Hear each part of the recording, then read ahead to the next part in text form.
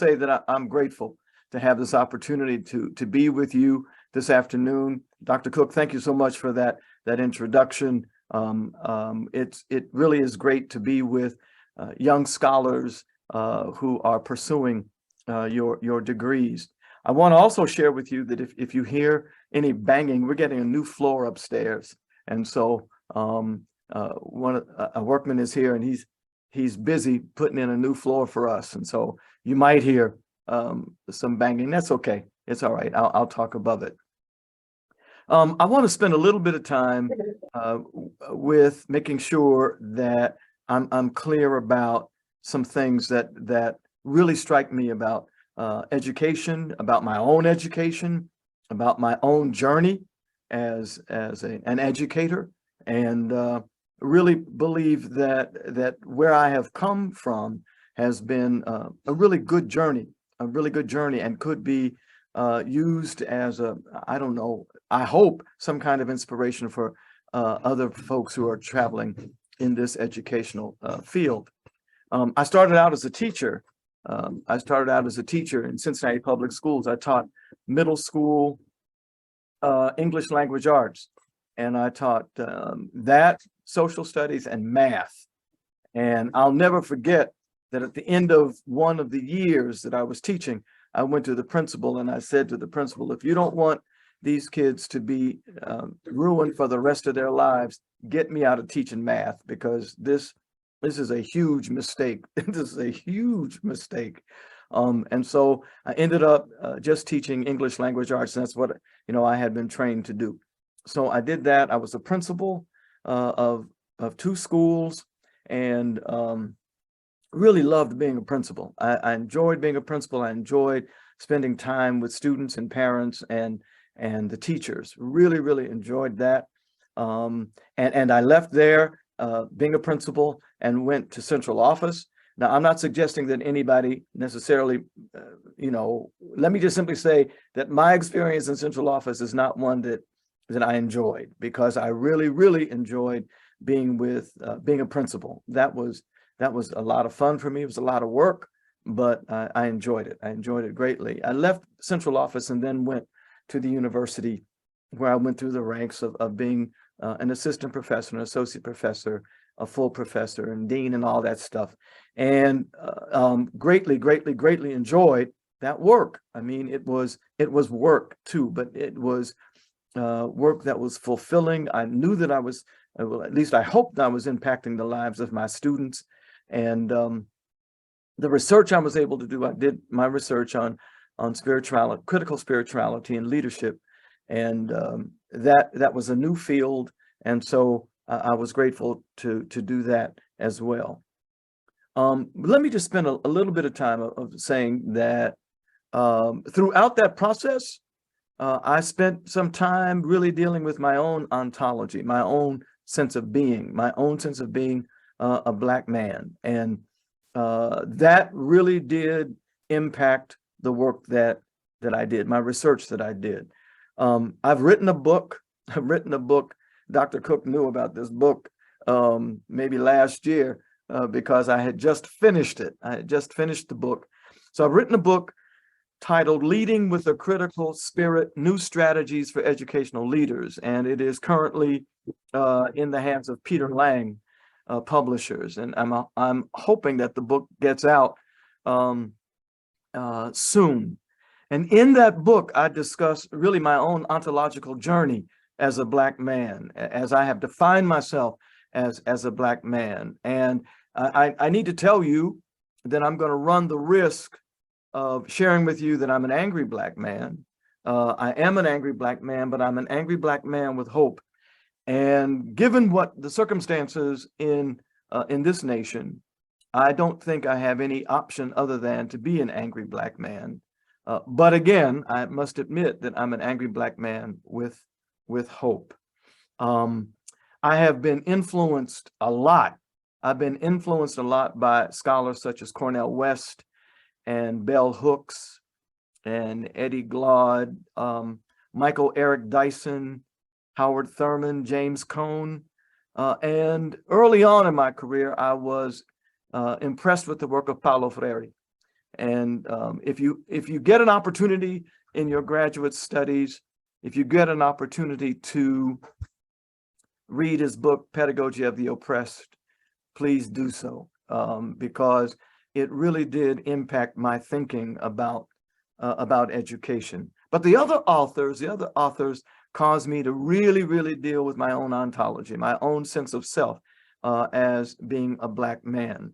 And so I've adopted the critical theoretical framework to consider education and leadership, because the critical way of seeing the world is a radical approach in my mind. It's a radical approach that gives primacy really to democracy, justice, and disrupting hegemonic systems. I've spent the majority of my research in talking about how we as leaders can disrupt systems that are really clothed in injustice and anti-democratic practices, and certainly are part of a racist regime. And so how do we do that? How do we look at those things? How do we see those things and then disrupt them? I'm all about identifying systemic structures that perpetuate marginalization based on race or class, gender, or sexual orientation. Any of those markers of identity that people can use to marginalize and disenfranchise other people. I also come to this work from some experiences that I've had being stopped by police, driving while Black and being stopped by police. And I remember this vividly. I remember vividly that I was stopped by a police officer in Philadelphia. I was driving down Broad Street in Philadelphia, and the police officer pulled me over and told me to get out of the car. I got out of the car, and I had a Volkswagen Beetle, and he proceeded to pull the back seat of my car completely out and put it on the sidewalk. And I asked him what he was doing. I was a young kid. I asked him, what are you doing? He said he was looking for leprechauns. And I knew he was looking for drugs. Not finding anything in my car, because I just didn't use drugs, but not finding anything in my car, he left my back seat on the sidewalk and drove away. That was one of several times I was stopped by the police just by driving. And so I come to my work through that experience, also being the father of, we have 3 children, but I have 2 sons. And so I've had to talk with my 2 sons, not about the birds and the bees, but I've had to talk to my 2 sons about what happens if you get stopped by the police. And so these kinds of things have really weighed on me, and they have weighed on the research that I've done. They have weighed on how I lead. And so I come to education, I come to leadership and education from those kinds of perspectives, angry but hopeful. Let me share with you really briefly my perspectives on education, because I think that will help you to know even more about where I'm coming from. I do believe that education serves as a socializing agent. Positive or negative, it does socialize young people into this culture. And with that, I think that education ought to create challenges to thinking critically. I think that education ought to be one of that space where young people or anybody who's in the educational arena is taught to think critically, taught to ask tough questions, taught to not just receive things as they are, but to look beneath those things and to ask those kinds of really deep questions about what is presented to them. So I think education needs to be a space that creates challenges for young people or anybody to think critically. I think that education also ought to offer societal transformations. We ought not leave our society the way that it is once we go through this formal educational process. There's enough stuff going on. We all see it every day. There's enough stuff going on in our society, in our world, that it is clear the transformation is necessary. And I believe that education ought to be one of those fora that provides the kind of transformational impetus through what it is that we teach. I think that education ought to question the premises of our institutions, ought to question why our institutions exist and what really are the purposes of those institutions. I think that education ought to envision a more just and equitable community and a more just and equitable society. We ought not, being educated, we ought not leave our society the way that it is, but there ought to be some impetus through our educational process that causes us to say, this is our sphere of influence, our little area of influence, and how can we change it? How can we make certain that what we have learned impacts our society, that impacts issues of race and gender and class? How do we do that? And for me, race is an inescapable subject given education's purposes. So again, let me quickly say that I believe that education is a socializing agent, that it ought to create challenges to think critically, that education ought to offer societal transformations or things that we can do to change our society, to make our society more just. I think that education needs to question the premises of our institutions, even question the premises of education, and deal with those questions. I think our education ought to envision a more just and equitable community. And finally, in my estimation, race has to be a major part of education for a just society. I think that we cannot avoid race. Race has to be dealt with. It has to be grappled with. The whole notions of racism, anti-racism, etc.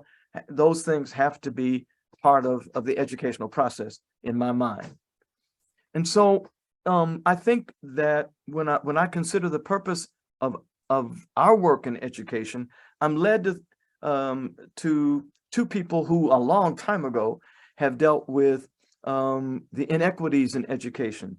Glenn Singleton and Linton in 2006 in their book, Courageous Conversation. I don't know if you've ever heard of Courageous Conversation, but in their book, they talk about how education is not prepared to deal with students of various races. Let me read to you what they said. They said, we believe that the racial achievement gap exists and persists because fundamentally schools are not designed to educate students of color, and educators continue to lack, this was powerful to me, to lack the will, the skill, and the knowledge and capacity to affirm racial diversity. This was way back in 2006 that they said this. Additionally, Singleton and Linton said, we advocate a new strategy because it encourages educators to engage in difficult self-assessment and to take responsibility for what they can control. That is the quality of their relationships with colleagues, students, and their families, both in the classroom and throughout the school community. And so they believe that really we can make a difference. We can make a difference through a sense of self-reflection, through a sense of really recognizing that the relationships that we can build in our classrooms and outside of our classrooms can make the difference in people's lives. But we've got to have the will to do it. We've got to have the will to understand that what we can provide in people's lives as educators can be transformative. So when I think about transforming education, when I think about what might be some specifics we can do as educators, and I want us to begin to talk about all this in just a few minutes, I think we need to examine and institute instructional practices that promote anti-racist atmosphere in the school. And in fact, we need to promote instructional practices that really do focus on diversity, equity, and inclusion, because we are living in a very, very diverse society. And to act as if we are not, and to act as if there's only one culture that needs to be taught is wrong. It's an error. It's an error. And it certainly is leaving our students bereft of understanding the richness of our society. So I do believe that we need to be examining and instituting instructional practices that promote diversity, equity, and inclusion, simply because of the fact that we are living in a very, very diverse society. I also think that we need to examine and institute disciplinary practices and policies that are grounded in DEI, that are grounded in diversity, equity, and inclusion, that are anti-racist and come from an anti-racist kind of thinking. Third thing I think is that we need to examine the tracking structure in schools. Now, I don't know about many of the schools in New York, but I know here in Cincinnati and in Ohio, we've got schools where the students who are in AP classes basically are all white students. Very few people of color, children of color, students of color are in AP classes. Very few of our students are in international baccalaureate programs. And nobody's asking, why is that the case? Why do we allow that kind of thing to continue? Why don't we ask some tough questions about the tracking system? How many of students are in who are National Merit Scholars? And are there reasons why the predominant number of students who are National Merit Scholars are not students of color? Let's ask the tough questions about that. Then we need to examine the school's curriculum to discover where DEI and anti-racist classes and courses exist, and where we can celebrate DEI cultural experience. How do we do that? How do we make certain that our curriculum is broad enough that it does include the cultures of a variety of students? There's another person, her name is I want to make sure that I say it right. Her name is Elena Aguilar, and she has talked about some of the ways that racism or white supremacy is manifested in our schools. Let me share just a few of them with you. She says we need to be looking at discipline policies. Somehow the school calendar might be a product of white supremacy. Graduation criteria, the curriculum, textbooks that center the experience of white people and erase the brutality of white supremacy. Tracking, uniforms, the strict regulation of children's bodies, the whole notion of these kids can't, they need, or the whole premise of we are in education to save these children, or I'm afraid of those kids. Respect looks like a child making eye contact with an adult, or statements like those parents don't value education. I feel like I'm being attacked when I get feedback on my communication. The criminalization of student behavior, insisting that only English be spoken, incorrectly pronouncing names, giving students nicknames, et cetera, et cetera. The school to prison pipeline, graduation rates, college admissions, and access to opportunities. Elena Aguilar says these might be some indications of the presence of white supremacy in education.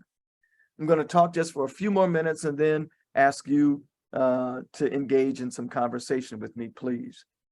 I want to suggest to you that one of the reasons that education stays the way that it does is because of something that Adam Grant in his book, Think Again. I don't know if you've read his work, but Adam Grant's book, Think Again, talks about something called the totalitarian ego.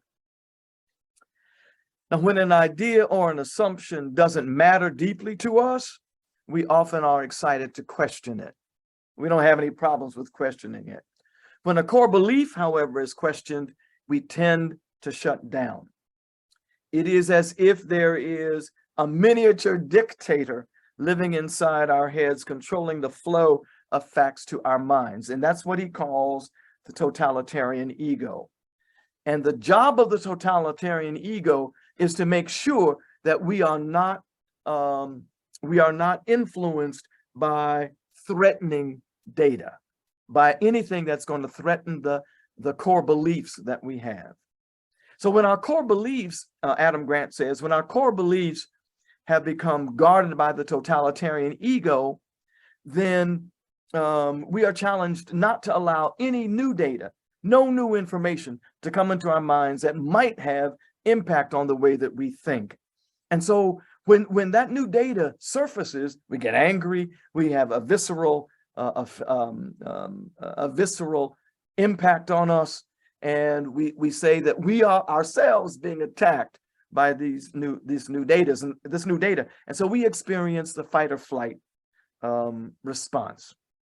And so what happens when we are getting new data in about DEI, even those things that are questioning how we have believed things to be, then our totalitarian ego rushes in to save the day, to tell us you don't need to take in any new data, dismiss that information that's coming at you. You already have a set of beliefs. You already have a system of beliefs. You don't need to take in these data. And so we've got to work at, how do we work at telling that totalitarian ego, number one, I got to silence you so that I can at least hear new ways of thinking. I can at least take in new ways of considering things. So our work as students, our work as educators, our work as scholars is to silence that totalitarian ego and to be open to new information or new ideas.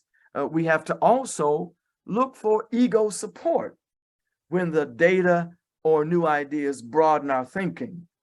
And finally, when the data or new information is right or morally right, we need to tell that totalitarian ego, you got to be quiet because this is the right thing. This is what I need to be considering. These data need to be a part of my belief system. And so I honestly believe that DEI is part of that new data set. And I believe that school systems, institutions are really big. Since George Floyd's murder, they're really big on this DEI piece. And I believe this sincerely, that those persons who are richly ensconced in DEI work, we need to do that work at this time, because I strongly believe that the pendulum will shift, it will swing, and DEI will not be something that is a major focus for institutions, especially if DEI is going to cost money, if it's going to impact the bottom line. And so I know I'm sounding jaundiced. I realize I'm sounding like, but I've been around for a while, and I've seen these kinds of efforts come, and I've seen these kinds of efforts go. And so I think this is the time to be stressing DEI in our institutions while companies are saying, let's become more DEI cognizant. And so I think this is the right time. This is the right time. Let me close with this, and I really want to hear from you. Honestly, I've talked much longer than I want to talk, and I know we're finishing in 14 minutes, but I want to hear from you. Our daughter works for an arts program here in Cincinnati, an arts program, and we just, I don't know if you've heard the Black Violin. These two black guys who play the violin, and I mean they play not only classical work, but I mean they hip hop everything, and it's awesome. So last week, my wife and I went to Black Violin, and everybody's up. I mean, everybody's up. Folks are dancing. Folks are enjoying Black Violin. They're enjoying the whole work. And so there was a question as to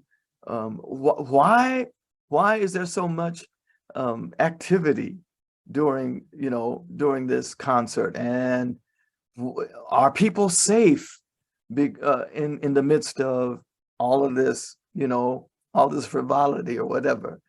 And one of the things that our daughter said is, you got to understand that Black folk in a concert given by Black people, and where the performers have said, get up and enjoy, dance, talk back to us. This is part of the cult. This is part of what we do.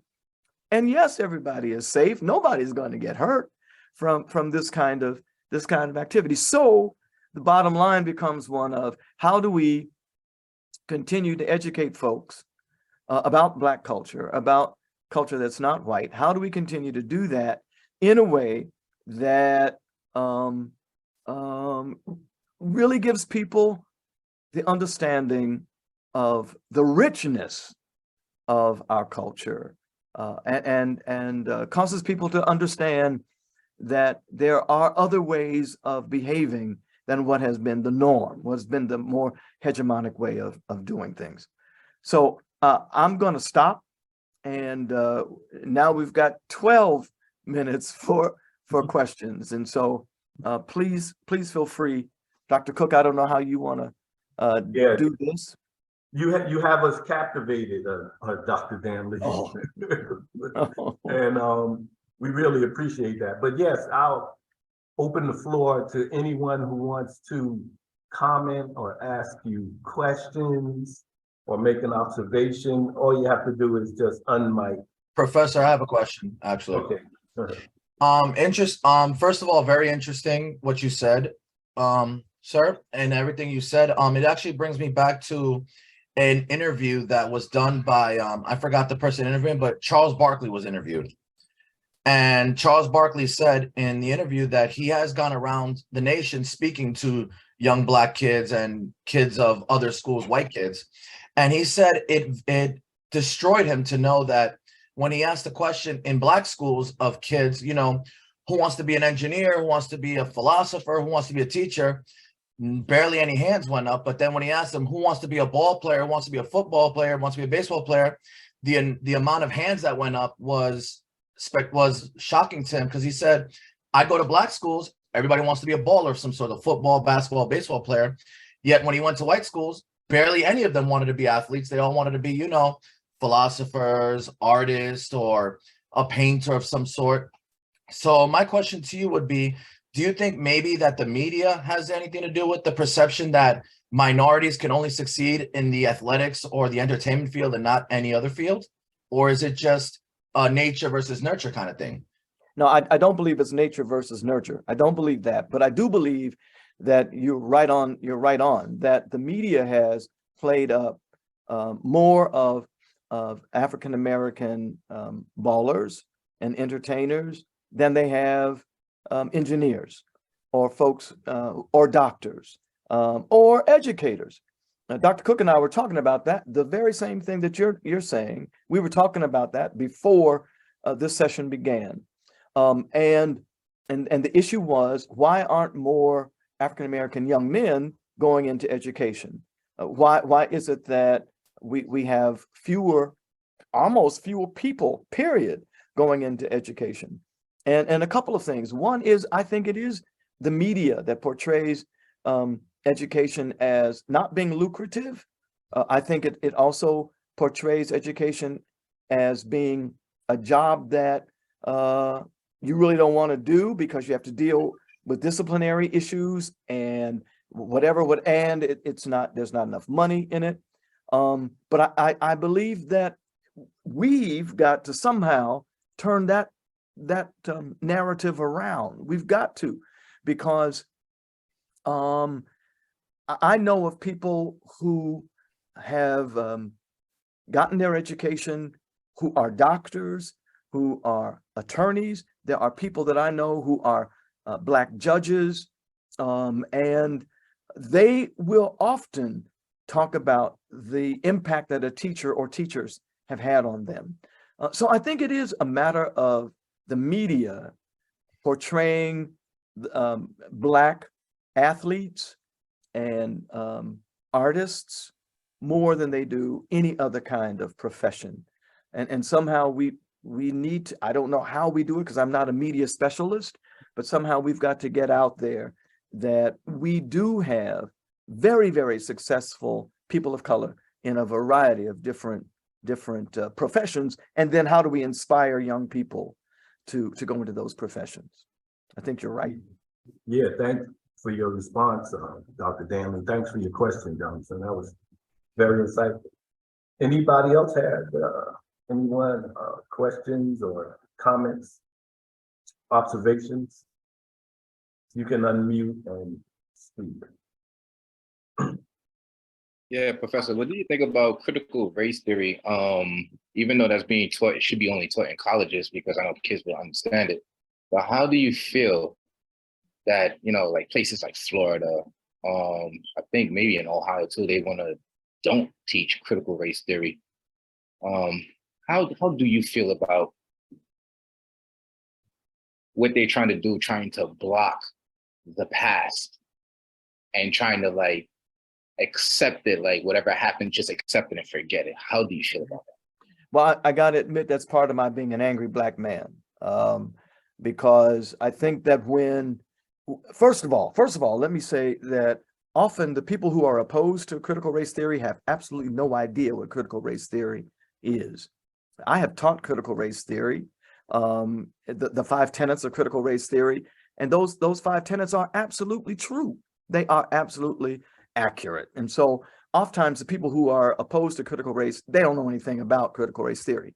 Now, it angers me that a state like Ohio or Florida would not even suggest, but kind of legislate that you can't teach the full history of the past of this nation, the full history.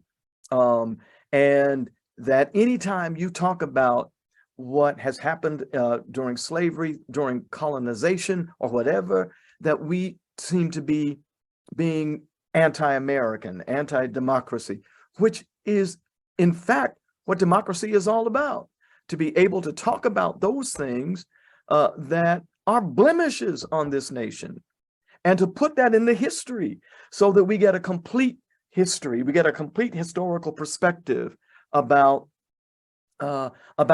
what has happened in this nation. So honestly, it is a part of why I'm angry that my own history or history of Black folk in this country has been minimized and thought to be anti-American, when this is exactly the part of history that is all American, And so, yeah, I have major problems with it.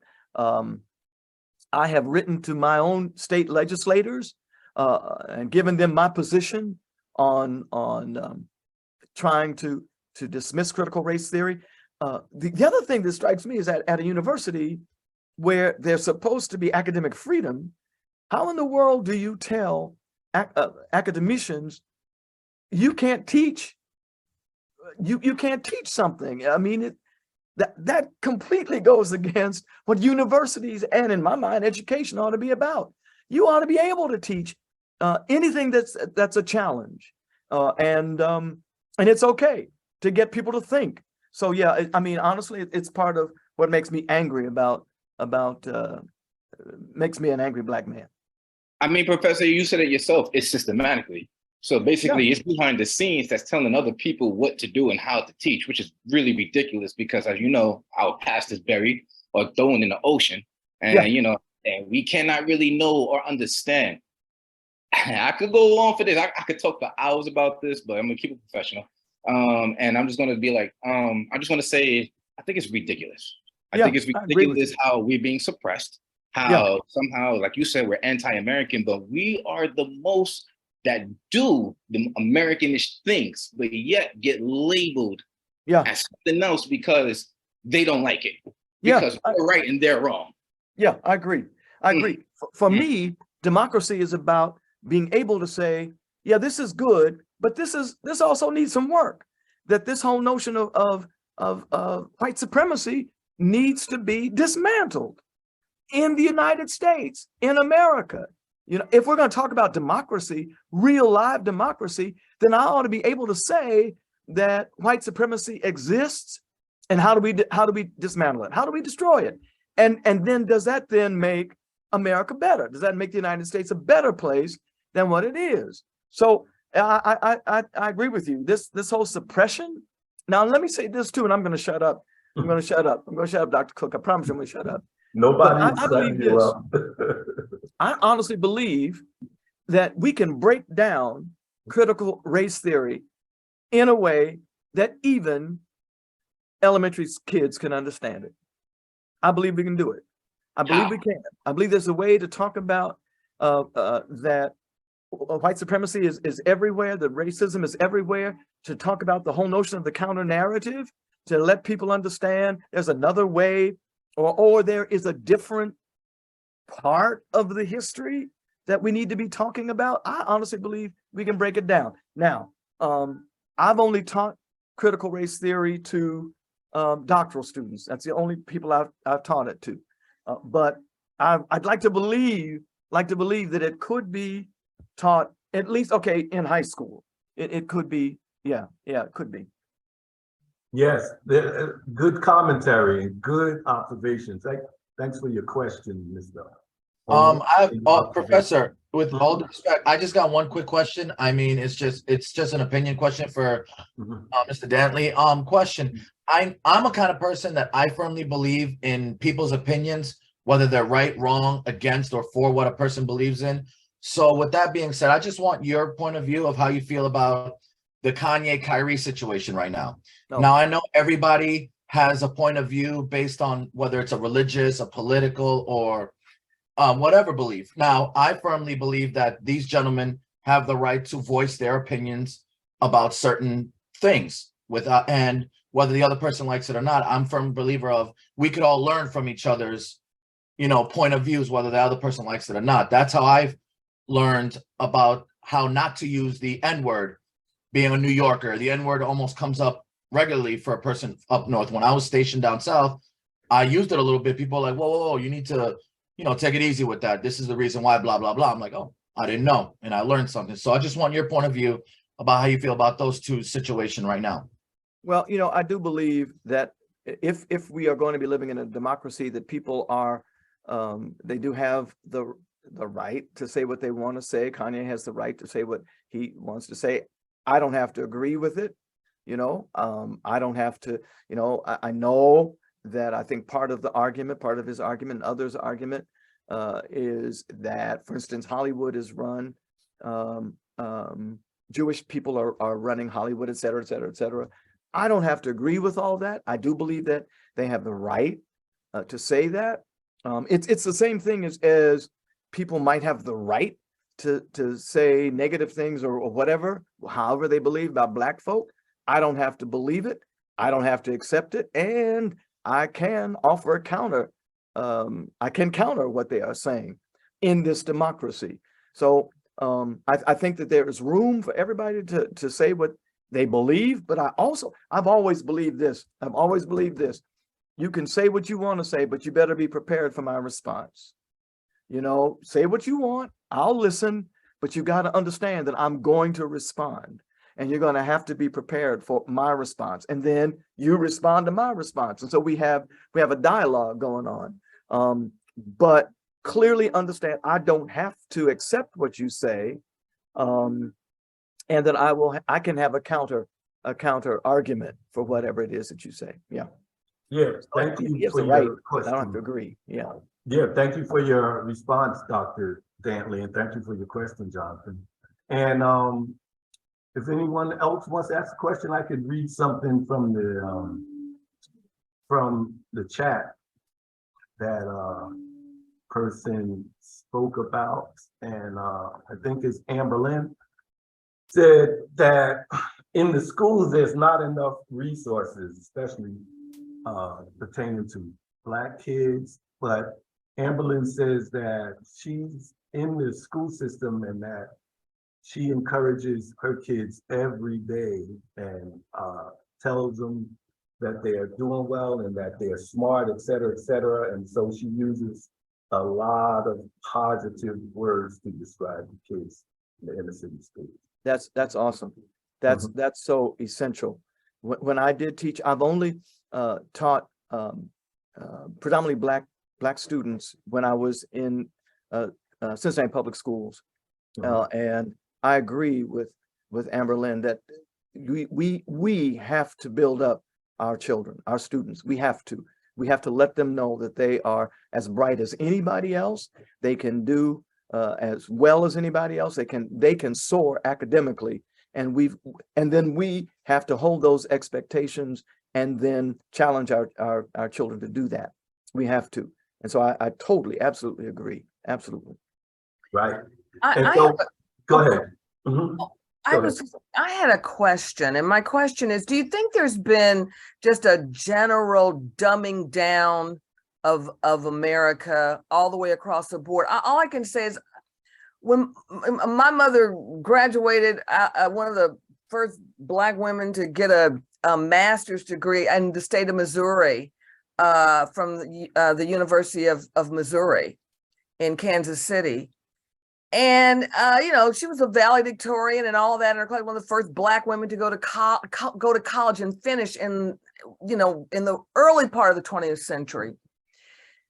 And, looking back, I mean, I would say she's probably smarter than I am. She was smarter than I am. French minor, studied, the Latin languages. This is my mom, Mm-hmm. And I think about it now, when you ask a student to kind of pick up something a little bit outside of, what's written down on the syllabus or what we're going to learn today, you've written the 3 things on the board. I want to know about, do you think the curiosity has gone away, the drive, the motivation, what can we do? And has there just been a general dummying down of what we're teaching students across the board? All students, Black, white, etc. You know what? I fear, I really do fear that. I honestly do fear that. Let me give you a personal thing. Number one, my wife and I have 2 grandsons, and both of them attend a school here in Cincinnati that you got to test to get into. So it's an all college prep school, I graduated from that school a zillion years ago. I graduated from that same school. And so I asked my grandsons, what kind of homework do you have? Don't have any. Well, what are you reading? We're not reading. Well, what about this and that?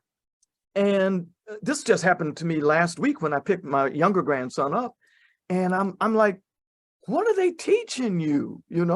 How are you being challenged? How are you really being academically challenged? And so I'm not sure that the level of expectation, academic expectation is there. I'm not sure that it is. Like you're saying, I took 4 years of Latin and was really grateful for that because it helped with English and it helped with vocabulary and that kind of thing. And I'll stop with this.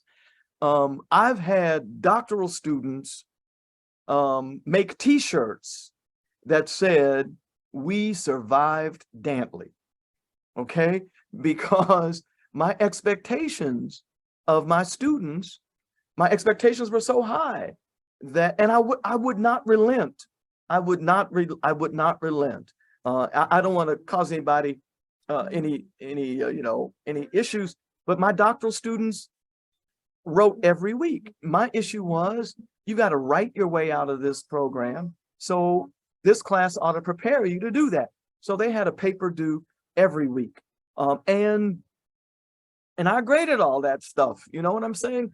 I do believe that there is a level of expectation that has diminished over time. And I think there's something, there's something really kind of egregious about not holding folks to an academic standard. That's just me. Great question, Professor Barlow. And that was a great response. It's giving me some ideas. Maybe I should have my students do a paper every week or something like that. But I know they're looking like yeah, they're not looking too happy about that. Every other week. No, I mean, I'm sorry to interrupt, but it's something that at the end of the day, and a lot of us that work in the school systems and especially in the DOE can agree, it almost seems like as staff members, we're only meant to make sure that they know if anything below the spectrum of what they're supposed to learn here in New York City, because a lot of times you go out there, let's say even after college, some of these jobs are asking you for like bachelor's degrees, master's degrees, only to then pay you below minimum wage. So people get discouraged after a while to be like, what am I doing getting a degree to only get paid 14, 15 an hour? So at the end of the day, as a human being, you kind of get discouraged and kind of go, you know what? Let me go out here and pretend I could rap, or let me go out here and try to learn something on YouTube if I have to. You know, at the end of the day, some of the rich people you look at in the Forbes list, maybe half of them don't even have college educations. And so that me as a person who's not even a college graduate kind of looks at that and says, if they're billionaires and they barely have a college education, why do I have to go through all this? You know what I mean? I'm just saying that based on my opinion. You know, I'm in college now because I feel like I have a lot to learn. But anybody on the other side, the 10 years that I haven't done school, I kind of looked at it like, I don't need this. You know? Yeah. I could definitely relate to that because, first of all, I'm only in school because my job said I have to go to school. Same here. By this, you know, a certain amount of time, you have to have a certain amount of credits. But like my dad works in the DA's office, and we come home with basically the same thing. My stepmom works in a doctor's office and comes home with less than I come home with, and she has a degree. So it's just like this is backwards. Yeah, those are good commentary. I'm sorry, I must have been cut off. I was cut out for a minute or something. Did I leave the room for a minute? Because something happened. But anyway, great commentary. And any more questions? Just one more question. That's it. Actually, we went over time. We went a few minutes over time, Dr. Dantley, and we appreciate you taking the time to. It's been my honor. Present. It's been my honor. It really has been. I'm grateful for this opportunity, and I hope that this time has been helpful to folks. Yes, very helpful, very, very encouraging, and very insightful presentation Thank that you. we'll take with us. Thank you. Thank you. And with that, I would like to say thanks for coming. And the people who want to stay on afterwards can stay on, please. And to everyone else, have a nice evening. Thank you. Have Thank a you, great Dr. holiday, everybody. Thank you. This was wonderful. Have a great Thank holiday. Right. Thank Have a great you. holiday. you. Thank you. Thank you. Hang in there, students. Likewise. Hang in there. It gets better. Absolutely. It